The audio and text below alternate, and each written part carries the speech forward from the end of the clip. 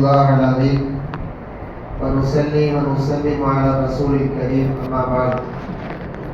قال الله تعالى في كلامه القديم والفرقان الحميد: أعوذ بالله من الشيطان الرجيم بسم الله الرحمن الرحيم. أينما تكونوا يدرككم الموت ولو كنتم في بروج مشيدة.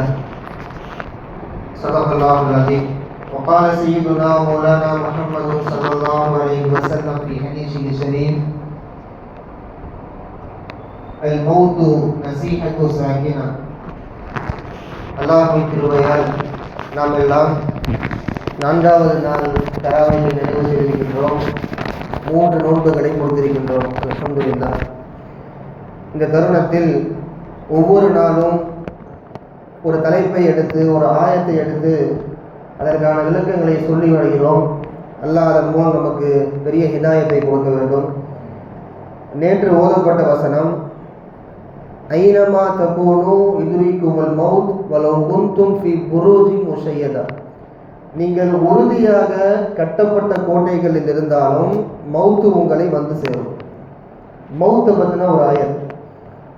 அந்த அர்த்தம் புரிஞ்சவங்களுக்கு, அதனுடைய அந்த பவர் புரிஞ்சவங்களுக்கு சாதாரணமாக இந்த உலகத்தில் நடமாட முடியாது. அவ்வளோ ஒரு வீரியமான இந்த ஆயத் பல சஹாபாக்களை நடுங்க செய்தது, பல இறைநேசர்களை நடுங்க செய்த ஆயத் இது. உறுதியாக கட்டப்பட்ட கோட்டைகளில் நீங்கள் இருந்தாலும் மௌத்து உங்களை வந்து சேரும். உலகத்தில் நாம் வாழ்கிறோம் அப்படின்னா 2 விஷயம் இன்றைக்கி மனசில் இருக்கணும். ஒன்று, அல்லாஹ் பார்த்து கொண்டிருக்கிறான். ஒரு தீமை செய்கின்ற பொழுது ரப்பு பார்க்கிறான். நான் என்ன ஆவேனோ என்ற ஏக்கம், உறுத்தல் மனதை உறுத்த வேண்டும். ஒரு நன்மை செய்யும் போது கூட, ஒரு தொழுகிறோம், ஒரு நோன்பு வைக்கிறோம்னா, இது என் முயற்சியால் அல்ல, ரப்பு என்னை செய்ய வைக்கிறான் என்ற அந்த எண்ணம் இருக்க வேண்டும். முயற்சி தான், நாம தான் செய்கிறோம். ரப்பு என்னை செய்வதற்கான சக்தியை கொடுத்திருக்கிறான். தீமையிலும் ரப்பு வேண்டும், நன்மையிலும் ரப்புடைய சிந்தனை வேண்டும். 2வது விஷயம் மவுத். மவுத்தை நினைக்காமல் நாம் ஒரு நாளை கூட கடத்தி விடக்கூடாது. மவுத்து நமக்கு மிகப்பெரிய உபதேசம் செய்யக்கூடிய விஷயம். மவுத்து மாதிரி ஒரு உபதேசம் உலகத்திலே கிடையாது. உலகத்தில் மவுத்து செய்யக்கூடிய உபதேசத்தை, அட்வைஸை உலகத்தில் எந்த விஷயம் நமக்கு செய்ய முடியாது. இன்னைக்கு மோதிரங்கள் பெரும்பாலும் போட்டிருப்பாங்க. மோதிரங்கள், ரிங்கு. சில பேர் ரிங்கில் எம்டியாக இருக்கும், சில பேர் ரிங்கில் கல் வச்சுருக்கோம். சில பேருடைய ரிங்கில் பார்த்தீங்க அப்படின்னா மனைவியுடைய ரிங்கில் கணவர் பேரும், கணவருடைய ரிங்கில் மனைவி பேரும் இருக்கும். சில பேர் குழந்தைகள் பேர் அவ்வளோ போட்டிருப்பாங்க, இனிஷியல் போட்டிருப்பாங்க. இது இந்த காலத்துக்கு ஏற்ற மாதிரி உள்ள விஷயம். சஹாபாக்கள் வேறு மாதிரி, அவங்களும் ரிங்கு போடுவாங்க. அந்த ரிங்கில் மறுமை சார்ந்த விஷயம் பொறுக்கப்பட்டிருக்கும். உமர் ரலியல்லாஹு அன்ஹு இஸ்லாத்தை திரும்பி பார்க்க வருத்த சஹாபி.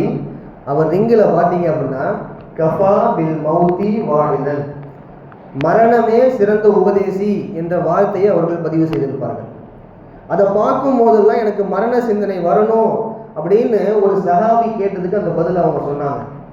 ஏன் உமர் ரலியல்லாஹு அன்ஹு அவங்களுக்கு மரண சிந்தனை இருக்காதா, ஒரு சஹாபிக்கு இருக்காதா என்று கேட்டால், சஹாபாக்கள் அந்த சிந்தனையோடு வாழ்ந்தாலும் மீண்டும் மீண்டும் மரணம் நம்மை ஒரு நாள் வந்தடையும் என்ற அந்த சிந்தனை அவர்களுக்குள் இருந்து கொண்டே இருக்க வேண்டும் என்பதற்காக மோதிரத்தில் கூட மௌத்துடைய சிந்தனையை பொதித்து வைத்திருந்தார்கள் என் மறுமை சஹாபாக்கள். இவருக்குரிய மக்களே, 1980 என்று நினைக்கிறேன், உலகத்தை ஒழுங்கிய சம்பவம் இது. டோக்கியோ உங்களுக்கு தெரியும், வெளிநாட்டில் இருக்கக்கூடிய ஒரு பெரிய நகரம். வந்து இறங்கக்கூடிய விமானம் 3 நிமிடம் மட்டுமே இருக்கிறது. 3 நிமிடம். சுமார் 280 பயணிகள் பயணிக்கக்கூடிய ஒரு விமானம் அது. நீங்கள் தரையிறங்க போறீங்க அப்படின்ற தகவல் விமானிகளுக்கு போயிடுச்சு. எல்லாம் ஆயத்தமாக இருக்கிறாங்க.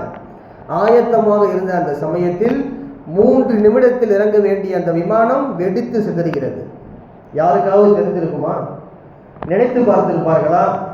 கற்பனை செய்து பார்த்திருப்பார்களா? கீழே எத்தனை உறவுகள் காத்து கொண்டிருக்கும், எத்தனை நண்பர்கள் இருந்திருப்பார்கள். வாழ்க்கை மண்ணாகி போனதா இல்லையா? அல்லாஹ் தன்னை பெரியவன் என்று காட்டுகிறான் அந்த இடத்தில். மவுத்து யாருக்கு எப்படி வரும்னு சொல்ல முடியாது. அதைத்தான் நம்ம சொன்னோம் ஸ்டார்டிங்லேயே, வலவு குன்தும் ஃபீ புரூஜின் முஷையதா. உறுதியாக கட்டப்பட்ட கோட்டைகளில் மக்களே நீங்கள் ஆகியிருந்தாலும் மலக்குள் மௌத்து உள்ள வந்துருவார். பெரிய கோட்டை, பெரிய அரண்மனை.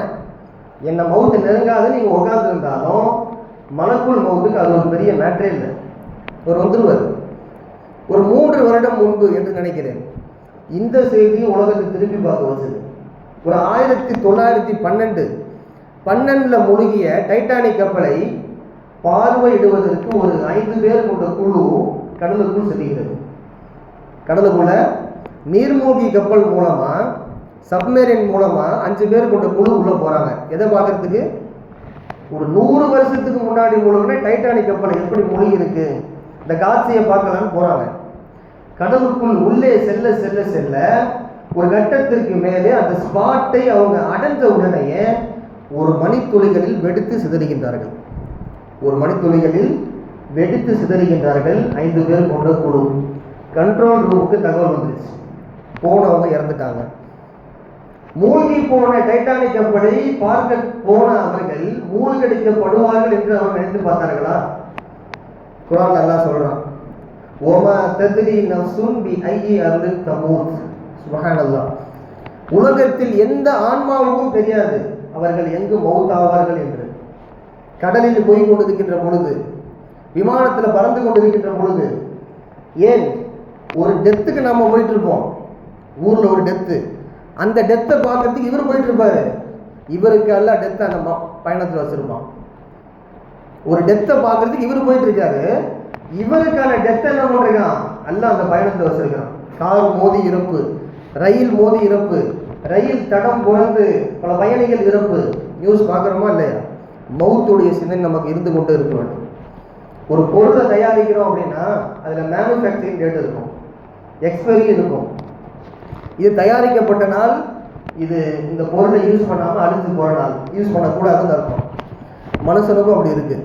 Manufacturing, date of birth. Date of birth எல்லாருக்குமே தெரியும். டேட் ஆஃப் டெத் தெரியுமா? டிஓடி தெரியும். டிஓடி யாருக்கா தெரியுமா? இறக்க போகும் நாள் தெரிந்தால் வாழ்க்கை கசந்து போகும். இறக்க போகின்ற நாள் தெரிந்தால் வாழ்க்கை உலகத்திலேயே நரகமாக ஆகிவிடும். இன்னும் 1 வருஷம் வாழுவோம், இன்னும் 6 மாசம் தான் இருக்கு, இன்னும் 2 மாசம் தான் இருக்கு. கொஞ்சம் கற்பனை பண்ணி பாருங்க வாழ்க்கை எப்படி இருந்திருக்கும் அப்படின்ட்டு. அல்லாஹ் மறைத்து வைத்திருக்கின்றான். ஆனால் என்ன அர்த்தம்?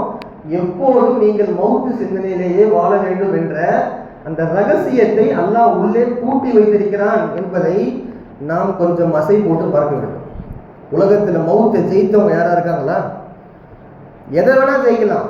ஒரு ஒலிம்பிக்கில் நான் சிறந்த பயிற்சியாளர், ஒரு கிரிக்கெட்ல, ஒரு பேஸ்கெட் பால், ஒரு ஹாக்கி, உலகம் போற்றக்கூடிய எத்தனை விளையாட்டுகள், சாதனைகள் எல்லாவற்றிலும் தடம் பதித்த இளைஞர்கள் இருக்கின்றார்கள், வாலிபர்கள் உண்டு. எல்லா இடத்தையும் சாதனைகள் செய்ய முடியும், ஜெயிக்க முடியும். மௌத்தை நான் ஜெயித்தேன் என்று யாராவது சொல்ல முடியுமா? யாருமே சொல்ல முடியாது. மௌத்தை ஜெயிக்க முடியும் என்ற சாத்தியம் ஒருவேளை இருந்திருந்தால் மருத்துவம் பார்க்கக்கூடிய மருத்துவர்கள் இறந்து போகக்கூடாது. இறந்து போறாங்க மருத்துவர்கள். மௌத்தை ஜெயிக்க முடியும் என்ற சாத்தியம் இருந்திருந்தால் மௌத்தே ஆகக்கூடாது என்று ஒரு மாத்திரை கண்டுபிடிக்கப்பட்டிருக்க வேண்டும். மௌத்தாக கூடாது, மௌத்தாக மாட்டோம்னு சொல்லியதான் மாத்திரை இருக்குதா? என்ன நோயை வேணா குணப்படுத்தலாம். இந்த மாத்திரை போட்டால் நீங்கள் மௌத்தாக மாட்டீங்க. யாராவது கண்டுபிடிக்க முடியுமா? யாரும் முடியாது. மௌத்தை ஜெயிக்க முடியும் என்ற ஒரு வாய்ப்பு, ஒரு சாத்தியம் இருந்திருந்தால் ரஹ்மத்துல் ஆலமீன், உலக மக்களுக்கு அருள் என்று போற்றப்பட்ட காருண்ய நபிகள் ஸல்லல்லாஹு அலைஹி வஸல்லம் வஃபாத் ஆகி இருக்கக்கூடாது. ரசூலுக்கே மரணம் இருந்தது. நபிமார்கள் இறந்து போனார்கள், சஹாபாக்கள் வலிமார்கள் இறந்து போனார்கள். எல்லோருக்கும் மௌத்து. இப்படிப்பட்ட இந்த மௌத்தை கொஞ்சம் வாழ்க்கையில் நினைத்து பார்த்து, நைட்டு தூங்கும் போது நாளைக்கு நம்ம இருப்போமான்ற எண்ணம் மனசில் இருக்கணும். கொஞ்சம் நினைக்கணும். நான் ஒரு வாலிபன், 30 வயசு தான் ஆகுது, எனக்கு எங்கே மௌத்து வரும்போது நினைக்கக்கூடாது. நான் ஒரு 80 வயது, 100 வயசு வரையும் அப்படியே வாழ்ந்துருவேன், என் உடம்பு நல்லா தான் இருக்கு, நினைக்கக்கூடாது. நேற்று பிறந்த குழந்தை தாயின் வயிற்றிலிருந்து முழு குழந்தையாகி வெளியே வந்து இறந்து போகிறது. 80 வயது 85 வயது தள்ளாடக்கூடிய கிழவர் இன்னும் 15 வயது அவர் வாழ்ந்து 100 வயதில் இறந்து போறார். மலைக்க வைக்கிறது இறைவனின் ஆற்றல், மலைக்க வைக்கிறது. யாரை எப்படி மௌத்தாக்க வேண்டும் என்ற அந்த யுக்தி அல்லாஹ்வை தவிர உலகத்தில் எந்த படைப்புக்கும் தெரியாது. இப்படிப்பட்ட இந்த மௌத்தை கொஞ்சம் நாம் நினைத்து பார்த்தோம் என்று சொன்னால், ரமணானில் மட்டும் இல்லை, எல்லா நேரத்துக்கும் நம்ம பள்ளியில் நிறைஞ்சிருக்கும். எல்லா நேரத்துக்கும் பள்ளி நிறைஞ்சிருக்கும். எல்லா நேரத்துலையும் கையில் தஸ்பீயோடு நம்ம இருப்போம். இருப்போமா இல்லையா? நிச்சயம் இருப்போம். இன்ஷா அல்லாஹ் மௌத்தை நினைத்து பார்த்து பாவத்தை விட்டொழித்து நன்மைகளை நோக்கி விளையக்கூடிய நல்லடியார்களாக அல்லாஹ் உங்களையும் என்னையும் ஆக்கி அருளட்டும். கடைசியாக ஒரே ஒரு விஷயம் குர்ஆன்ல அல்லாஹ் சொல்றான், ஒரு அடியான் இறக்கும் தருவாய் இது இப்படி கேட்பான், லவ்லா அஹ்கர்தனி இலா அஜலின் கரீம், யா அல்லாஹ் கொஞ்ச காலம் என்னை நீ பிற்படுத்தி வச்சிருந்த அப்படின்னா, கொஞ்ச காலம் மட்டும் என்னை நீ வாழ வச்சிருந்த அப்படின்னா, நான் கொஞ்சம் சதக்கா கொடுத்துருப்பேனே, நான் கொஞ்சம் நல்லடியார்கள் வாழ்ந்திருப்பேனே, நான் பாவியாவே வாழ்ந்துட்டேன், அதுக்குள்ளே மௌத்து வந்துருச்சு, என்னை கொஞ்சம் வாழவை கொஞ்சம். லவ்லா அஹ்கர்தனி இலா அஜலின் கரீம் ஃபஅஸத்தகுவாக்கும் மினஸ் சாலிஹீன், நான் சதக்கா கொடுத்திருப்பேன், நான் நல்ல அடியார்கள் ஒருவனாக வாழ்ந்திருப்பேன், கொஞ்சம் டைம் முடியா அல்லாஹ் அடியான் கேட்பான். அடியான் கேட்கக்கூடிய வசனத்தை அல்லாஹ் குர்ஆனில் பதிவு செய்கிறான். அன்பிற்குரிய மக்களை, இப்படிப்பட்ட ஒரு மௌத்தை, இந்த சக்கராத் நிலைமையை கொஞ்சம் யோசித்து பார்த்து நம்முடைய வாழ்க்கை மாற்றத்திற்கான காரணமாக நம்முடைய சிந்தனை ஆக வேண்டும். இப்படிப்பட்ட மௌத்து சிந்தனையை வல்ல இறைவன் உங்களுக்கும் எனக்கும் மௌத்து வரைக்கும் கியாமத் வரைக்கும் கொடுத்து நம்ம நீண்ட ஆயுளோடு வாழ செய்து நிறைய அமல்களோடு அல்லாஹ்வை சந்திக்கக்கூடிய பாக்கியவான்களின் பட்டியலில் அல்லாஹ் உங்களையும் என்னை மாற்றி அருள்வானாக. வாஹிர் தாவானா அல்ஹம்துலில்லாஹி ரப்பில் ஆலமீன். அஸ்ஸலாமு அலைக்கும் வரஹ்மத்துல்லாஹி வபரகாத்துஹு.